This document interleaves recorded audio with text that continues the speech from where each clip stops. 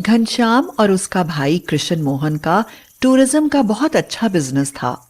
उनकी कई बसें चलती थीं। अब वे एक नई ब्रांच खोलने को थे।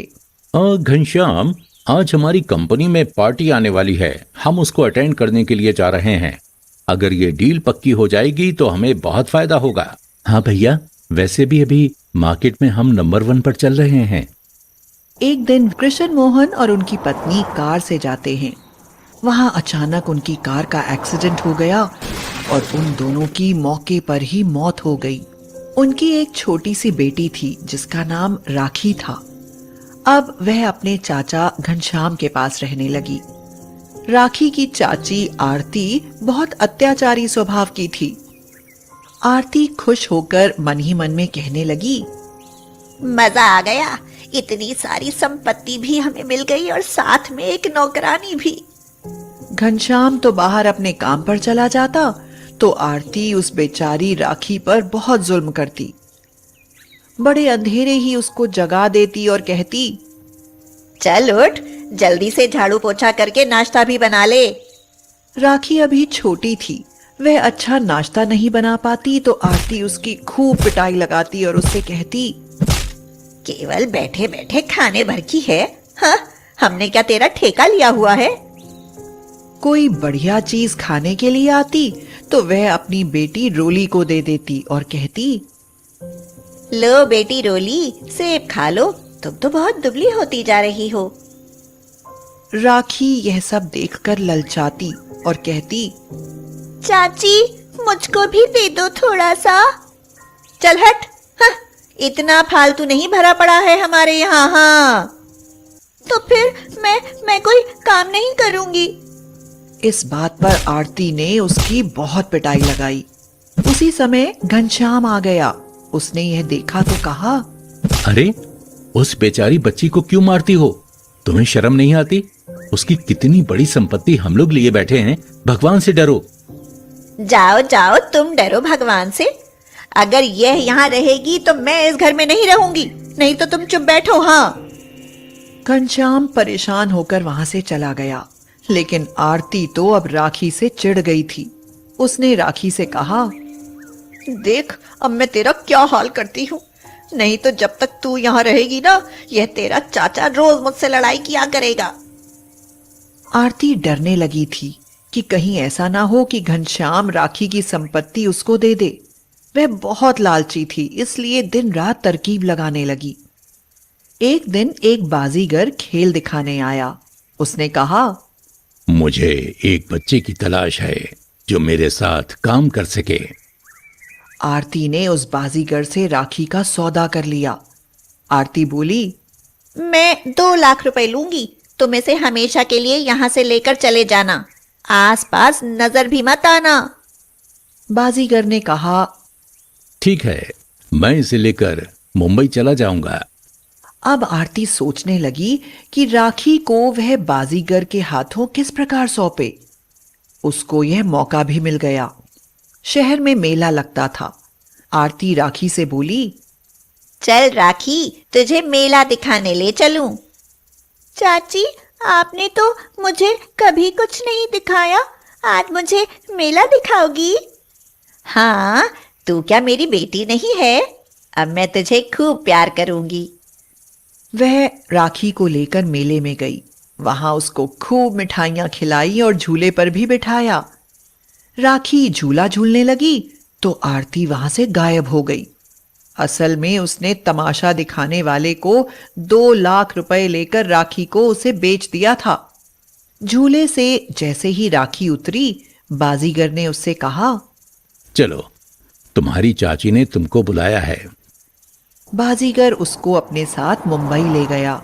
तेरी चाची ने तुझको 2 लाख रुपए में मुझको बेच दिया है। अब तू करतब सीख। यह सुनकर तो राखी रोने लगी। मुझे रस्सी पर चढ़ने से डर लगता है, मुझे चोट लग जाएगी, मैं नहीं कर सकूंगी। इस बात पर बाजीगर ने उसकी बहुत पिटाई लगाई और कहा, अरे, मैंने भरपूर रुपए दिए हैं, अब तू मेरी गुलाम है। तुझे मेरे अनुसार काम करना पड़ेगा, नहीं तो मैं तेरी चमड़ी उधेड़ दूंगा। पिटाई के डर से अब राखी करतब सीखने लगी। करतब करते करते कई बार उसको चोट भी लग जाती। फिर वह अपने माँ बाप को याद करके रोती रहती। हे भगवान, मेरा इससे पीछा कब छूटेगा। ये तो कभी कभी कोई गलती हो जाती है तो 2-2 दिन खाना भी नहीं देता है। अब तो राखी ने कई हैरत अंगेज करतब सीख लिए थे। रस्सी पर चलना, सिर पर गगरी रखकर रस्सी पर चलना। अब बाजीगर उससे खुश रहने लगा। अरे वाह, तेरी वजह से मेरी बहुत आमदनी होने लगी है। एक दिन राखी अपने करतब दिखा रही थी। भीड़ लगी हुई थी। तभी उधर सड़क पर से एक कार निकली। उसमें से एक आदमी ने उसे करतब करते हुए देखा। उसकी सुंदरता को देखकर वह आदमी बाजीगर के पास आया और बोला, ये लड़की तुम्हारी है? हाँ हाँ, देखो मेरा नाम अजीत है, मैं फिल्म प्रोड्यूसर हूँ। ये लड़की बहुत टैलेंटेड है, मैं इसे ट्रेनिंग दूंगा और इसे फिल्म में काम दूंगा। ये बहुत अच्छा काम करेगी तो तुम्हें भी ढेर सारे रुपए मिलेंगे। बाजीगर खुश हो गया और बोला, अरे ये तो मेरी बहुत खुशकिस्मती है, आप इसको ले जाओ। भला मुझे और क्या चाहिए, मैं गरीब आदमी हूँ, मुझको भी 4 पैसे मिलेंगे। प्रोड्यूसर अजीत के कोई बच्चा नहीं था। इतनी प्यारी बच्ची को वह गोद लेना चाहता था। उसने बाजीगर को पैसे देकर उस लड़की को गोद ले लिया। अब तो राखी के ठाठ हो गए। प्रोड्यूसर अजीत अपनी टीम से कहता है, अगला शूटिंग स्पॉट हमारा खूबसूरत प्लेस चंबा होगा। फिर शूटिंग के लिए जिस खूबसूरत जगह पर वे गए, उस जगह को देखकर राखी चौंक पड़ी। उसे वह जगह जानी पहचानी लगी। वह खुशी से बोली, अरे ये तो मेरा ही गांव है। यहाँ मेरे चाचा चाची रहते हैं। अरे तो क्या तुम बाजीगर की बेटी नहीं थी? नहीं। अजीत आश्चर्य में रह गया। अच्छा, ये तो बहुत खुशी की बात है।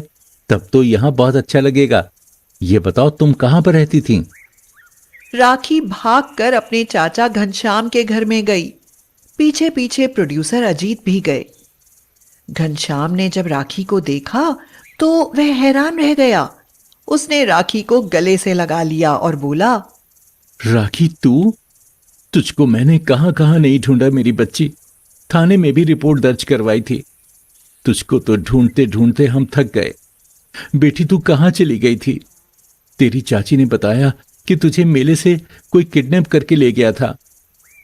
अजीत ने आगे बढ़कर अपना परिचय दिया और कहा, मैं फिल्म प्रोड्यूसर हूँ। तुम्हारी पत्नी ने इसको एक बाजीगर के हाथ में बेच दिया था।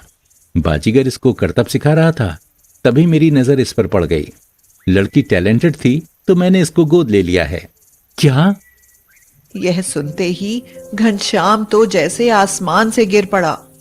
वह आरती से बोला, तेरे कर्मों के कारण आज ये दशा है। इस बीच में घनश्याम को बहुत घाटा हो गया था। अब वे लोग बहुत गरीब हो चुके थे। आरती अब अपने कर्मों पर पछतावा कर रही थी। उसने देख लिया था कि एक अनाथ लड़की आज लाखों की दौलत से खेल रही है और वह खुद गरीब हो चुकी है। माँ, आज बहुत सारे गुब्बारे बेचे हैं।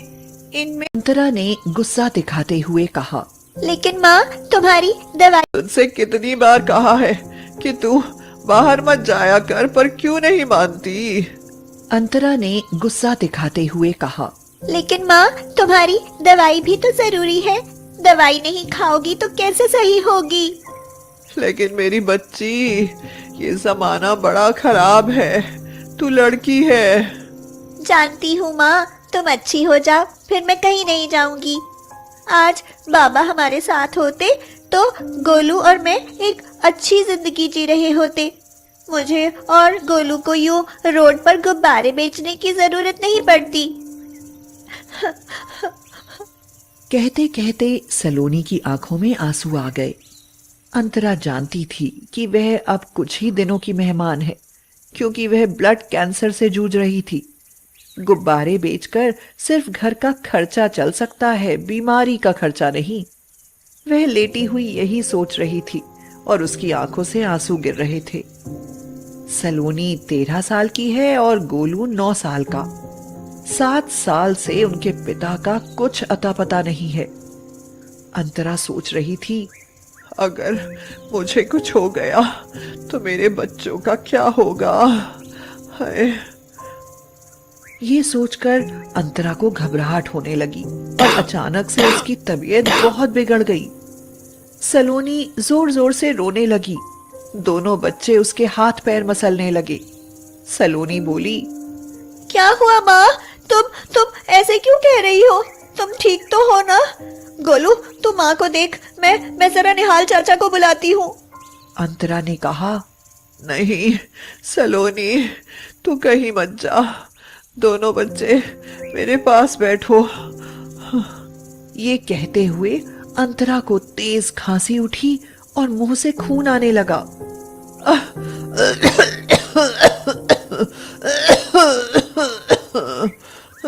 माँ, ये तुम्हारे मुंह से तो बहुत खून आ रहा है। सलोनी ने रोते हुए पूछा, सलोनी सुन सुन मेरी लाडो, सुन, शायद भगवान के घर से मुझे बुलावा आ गया है। अगर मुझे कुछ हो गया तो अपने छोटे भाई का ख्याल रखना। कभी भी कोई गलत काम मत करना। और अगर कभी तुम्हारे बाबा लौट कर आ जाए तो उनके साथ चली जाना। नहीं माँ, हमें बाबा की जरूरत नहीं है। हमें सिर्फ माँ चाहिए, बाबा नहीं। अंतरा ने रोते हुए अपने दोनों बच्चों को सीने से लगा लिया। मैं भी जीना चाहती हूँ मेरे बच्चों, पर मेरी जिंदगी पर अब मेरा अधिकार नहीं। माँ, मैं आती हूँ। चाचा, चाचा। हाँ सलोनी, तू इतनी घबराई सी क्यों है और तू रो क्यों रही है? चाचा जल्दी चलो, माँ मरने वाली है। ये क्या कह रही है सलोनी बेटी? हाँ चाचा, माँ ने बताया कि उनका समय आ गया है। तू चल, मैं अभी आया। जब से सलोनी के पिता लापता हुए थे, तब से निहाल और उसका परिवार हर तरह से अंतरा और उसके बच्चों की मदद करता था। निहाल दौड़ा हुआ आया और बोला, अरे ये क्या, इसके मुंह से तो इतना खून बह रहा है। अरे कोई है, जल्दी से इसको अस्पताल ले जाने में मेरी मदद करो। 3 दिन बीत गए। अंतरा अस्पताल में है। दोनों बच्चे गुब्बारे बेचकर अपने खाने का इंतजाम कर लेते हैं। बिना माँ के घर सूना सूना लगता है। कभी कभी गोलू माँ को याद करके रोता है। दीदी, माँ ठीक हो जाएगी ना? वो कब आएगी? तब सलोनी उसे समझा बुझाकर सुला देती है। यूं तो 3 दिनों से सुधा चाची बच्चों के पास सो जाती है, लेकिन फिर भी सलोनी और गोलू को बिना माँ के रात में डर लगता है, क्योंकि माँ जैसी सुरक्षा उनके आसपास नहीं है। सलोनी को हालातों ने समय से पहले ही बड़ा कर दिया है। निहाल चाचा ने बताया कि अंतरा आज अस्पताल से घर आ जाएगी, तो दोनों बच्चे खुशी से नाचने लगे। दीदी, अब हमारी माँ को कुछ नहीं होगा ना? अब तो वो ठीक हो गई है। इतनी बड़ी तो अभी सलोनी भी नहीं थी कि वह अपनी माँ की बीमारी का अंदाजा लगा सकती। सलोनी बोली, हाँ गोलू, माँ ठीक हो गई है। अब हम खूब कमाएंगे और अपनी माँ का इलाज अच्छे डॉक्टर से करवाएंगे। अंतरा घर आ गई। डॉक्टर ने निहाल को चुपके से बता दिया था, देखिए, अंतरा कुछ ही दिन की मेहमान है, इसलिए इसका सही तरह से ख्याल रखें। कैंसर आखिरी स्टेज पर है। ये बात अंतरा ने भी छुपकर सुन ली। ये सुनकर निहाल को भी बड़ा दुख पहुंचा। अंतरा घर आकर अच्छा महसूस कर रही थी। जब तक मेरी जिंदगी है, अपने बच्चों के साथ ही रहूं। मैं हर एक पल इनके साथ जीना चाहती हूँ। कुछ समय सही गुजर गया। सलोनी आज बड़ी खुश थी। किसी बड़े आदमी ने अपने बेटे के जन्मदिन के लिए उससे 500 रुपए के गुब्बारे खरीदे थे। 500 रुपए उनके लिए बहुत बड़ी रकम थी। अंतरा भी खुश थी। आज पता नहीं उसका मन कैसा हो रहा था। वह बहुत बेचैनी सी महसूस कर रही थी। उसका कमजोर शरीर, पीला पड़ा हुआ रंग अपने बच्चों की तरफ देखकर उसे एक दर्द सा उभरने लगता है। अंतरा कहती है, सलोनी, गोलू, सुनो। हाँ माँ। बताओ बेटा, क्या खाओगे? आज मेरा मन कर रहा है कि तुम्हें कुछ अच्छा सा बनाकर अपने हाथों से खिलाऊं। दोनों बच्चे चहक उठे। अच्छा माँ, आज ना आलू की सब्जी और पूड़ी बना लो, बहुत दिनों से खाए नहीं है। जब से अंतरा की तबीयत खराब थी तब से सलोनी ही खाना बना रही थी। सलोनी को गोल रोटी बेलनी नहीं आती थी, इसीलिए वह दाल भात ही पका लेती थी और उससे ही पेट भर लेते थे दोनों बच्चे। अंतरा ने आलू पूरी बनाए, दोनों को अपने हाथों से खिलाया। उसकी आंखों में वात्सल्य प्रेम था। ममता आंसू बनकर उसकी आंखों से बहने लगी। खाना खाकर जब दोनों बच्चे सो गए, अंतरा की आंखों में आज नींद नहीं थी, बल्कि उसे घबराहट हो रही थी। देर रात अंतरा को खांसी हुई और मुंह से खून आने लगा। बच्चों की नींद ना खुले, इसलिए खुद ही अकेली मौत से लड़ती रही। वह भगवान से यही प्रार्थना कर रही थी, हे भगवान, मुझे थोड़ी सी मोहलत और दे दे, बस मेरे बच्चे थोड़े से बड़े और हो जाएं। वह अपना दर्द और तकलीफ सहन करती रही।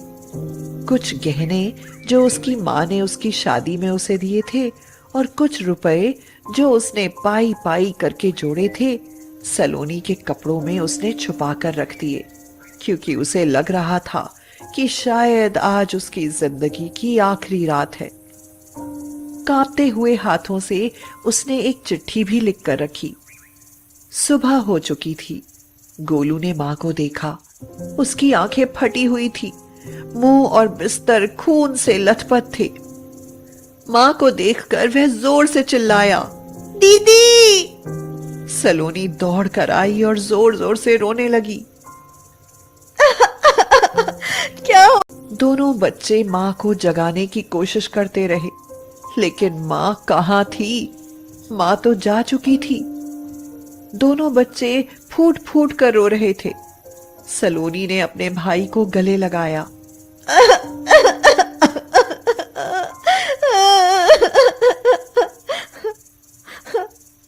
गोलू, चुप हो जा, अब माँ कभी वापस नहीं आएगी। यार, सुबह से 10-10 डोसे खा लिए तुम लोगों ने, कोई आइडिया है? कुछ दिन बीत गए। बच्चे अब संभल चुके थे और फिर वही दिनचर्या। इसी तरह 1 महीना गुजर गया। माँ की याद आई तो सलोनी ने अपनी माँ के कपड़ों को देखा। वह माँ की साड़ी को देखकर रोने लगी। फिर उसकी नजर वहां रखी एक पोटली पर गई। उसने उसे खोला तो उसमें कुछ गहने और एक चिट्ठी मिली। यह वही चिट्ठी थी जो उसकी माँ ने उस रात तड़पते हुए लिखी थी। उसमें लिखा था, सलोनी, तू बड़ी है, गोलू अभी छोटा है। शायद तू मेरी बात को अच्छे से समझ लेगी। शायद अब मैं ना बचूं, पर मेरी आत्मा हमेशा तुम्हारे लिए तड़पती रहेगी। मैंने कुछ गहने और पैसे रखे हैं, तुम दोनों के काम आएंगे। जब तक मैं जिंदा हूं तुम्हें कोई तकलीफ नहीं होने दूंगी, लेकिन मेरे बाद तुम दोनों अनाथ हो जाओगे। दुनिया तुम्हें न जाने किस किस नजर से देखेगी बेटा।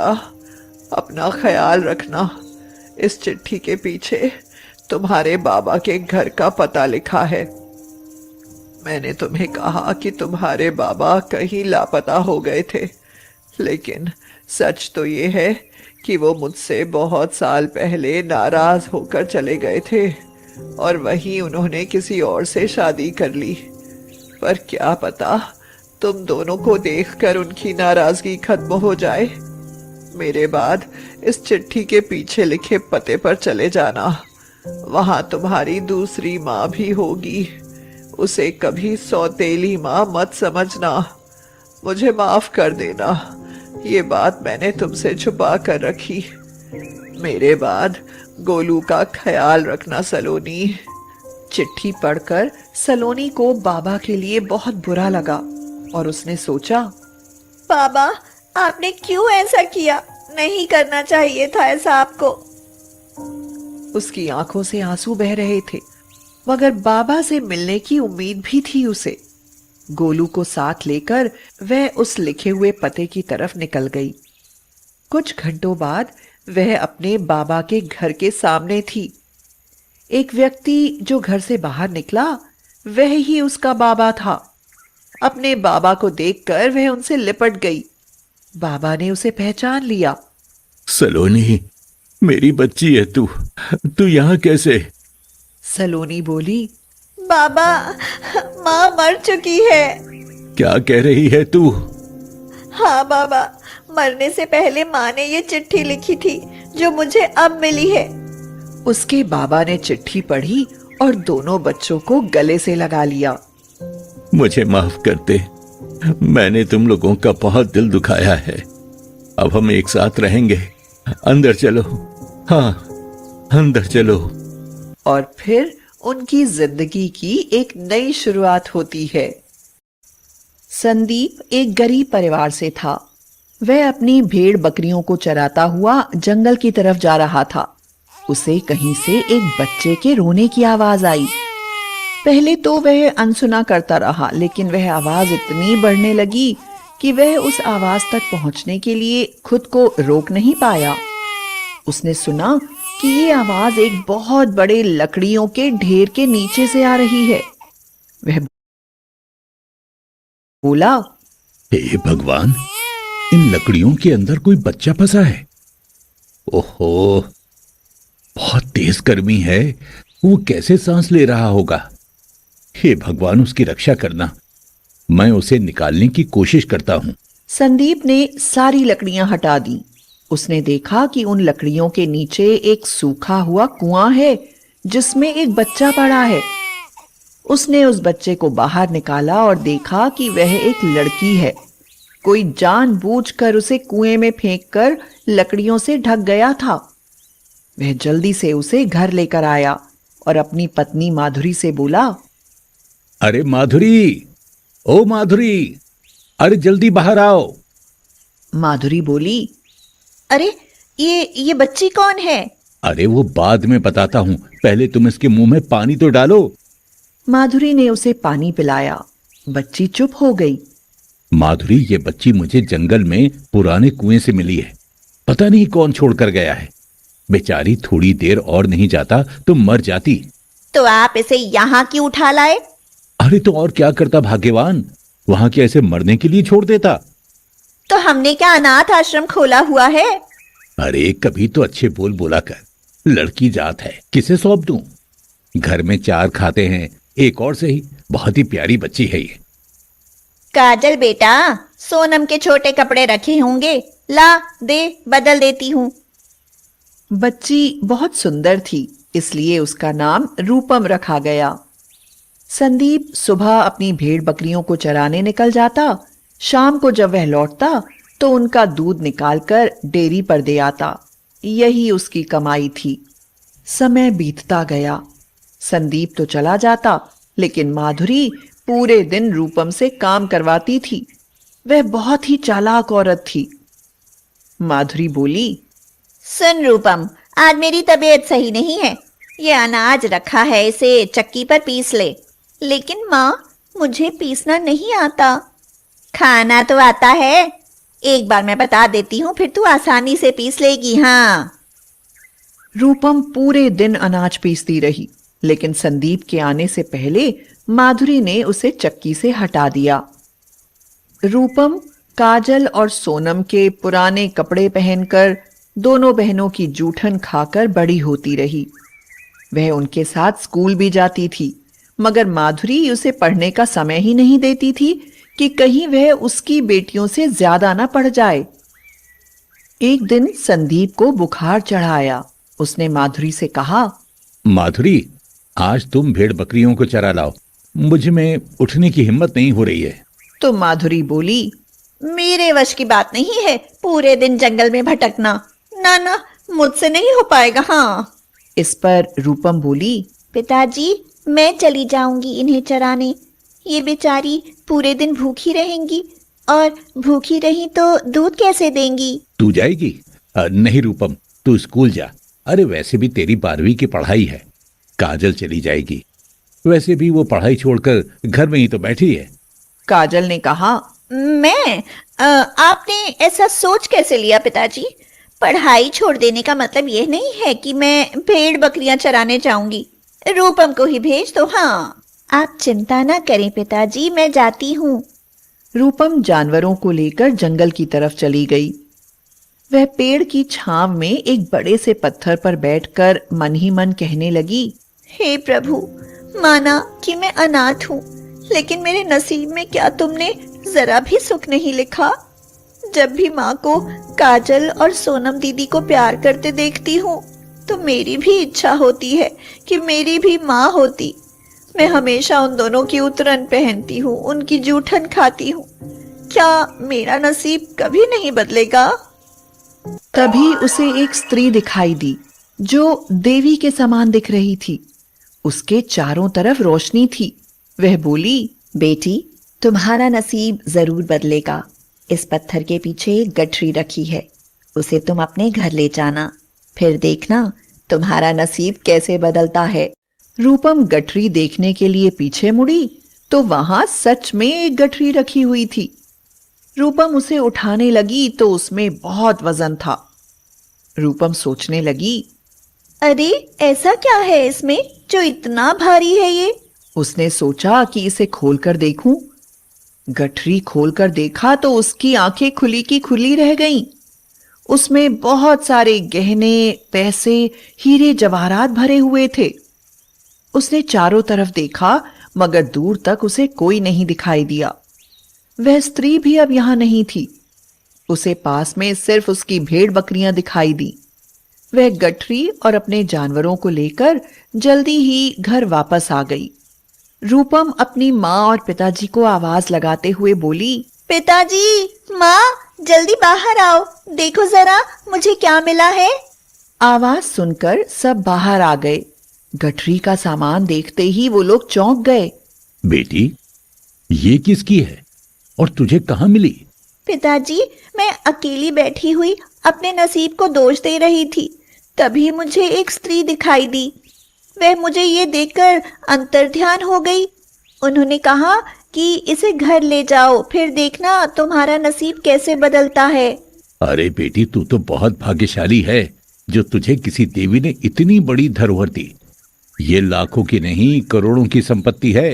पिताजी, अब हमें इसका क्या करना चाहिए? बेटी, ये तो तेरी अमानत है, जैसे तू चाहे वैसा कर। माधुरी अंदर से जल भुन रही थी। वह बोली, करना क्या है? तुम तीनों बहनों की शादी में काम आ जाएगा, और गहने तुम तीनों के काम आ जाएंगे।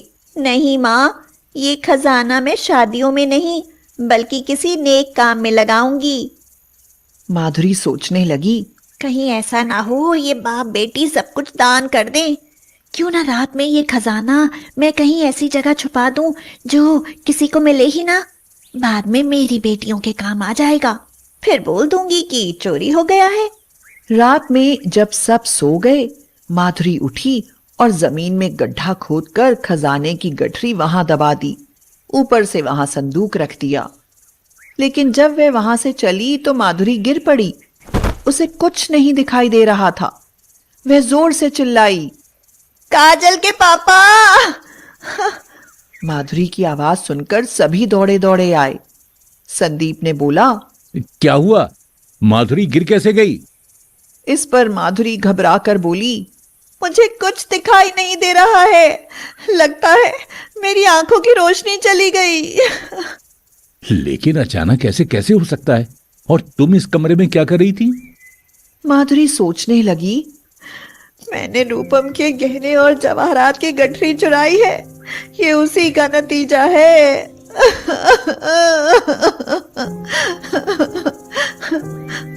वह जोर जोर से रोने लगी। माँ, ऐसे कैसे तुम्हारी आंखों की रोशनी जा सकती है? बेटी, मेरे अंदर लालच आ गया था। मैं लालच में अंधी हो गई थी और भगवान ने मुझे सचमुच अंधा कर दिया। कैसा लालच?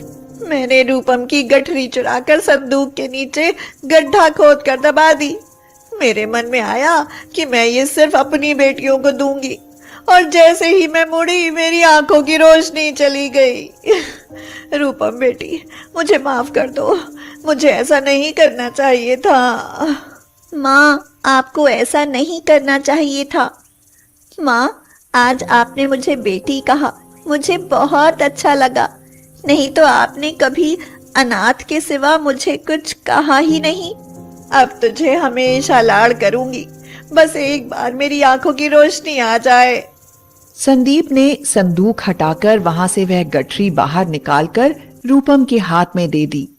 तभी माधुरी की आंखों की रोशनी वापस आ गई। बुरे काम का नतीजा बुरा ही होता है, इसलिए माँ, ये खजाना हम अच्छे काम में लगाएंगे। ये सब तेरा ही है बेटी। तू अनाथ नहीं, बहुत नसीब वाली है। आज के बाद तू सचमुच मेरी बेटी है। मैं कभी तुझे अनाथ नहीं कहूंगी। हाँ। रूपम ने अपने पिताजी की मदद से एक अनाथ आश्रम बनवाया ताकि किसी भी अनाथ बच्ची को रूपम की तरह किसी पर आश्रित ना रहना पड़े, और अपने लिए एक अच्छा घर भी। रूपम अपने पिताजी से बोली, पिताजी, अब आप भेड़ बकरी नहीं चराएंगे। ठीक है बेटी, अब से मैं तुम्हारे साथ आश्रम का काम देखूंगा। सब लोग बहुत खुश थे। सच में ही उस अनाथ बच्ची का नसीब बदल गया।